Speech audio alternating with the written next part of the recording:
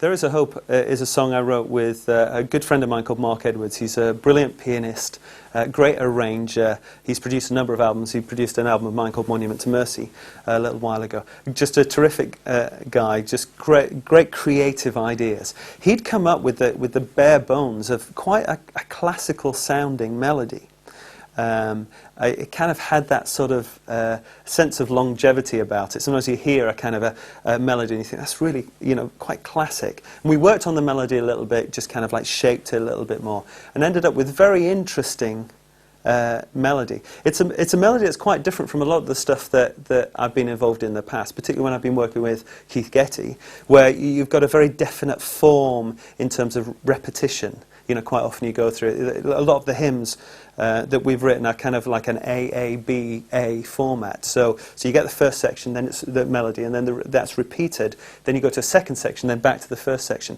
So the melody, actually, each section is slightly different. So there are some hymns that do that in history, like Jerusalem. Every section is different each time, or Dear Lord and Father of Mankind. So it's a bit more of a challenge musically, trying to write something that has no repetition, to try and make it still, memorable and stuff. So we came up with this melody that was a little bit different.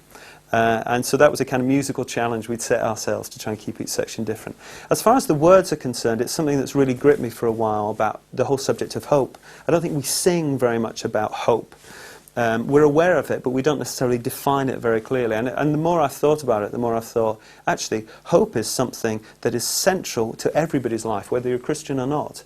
Hope is the thing that quite often that gets you up in the morning. You hope to be happy. You hope to find a life partner. You hope to win the lottery. You hope to for your kids to have financial security. These are hopes that kind of like, are really central to our lives. The sad thing quite often is a lot of those hopes that we have in life never get fulfilled.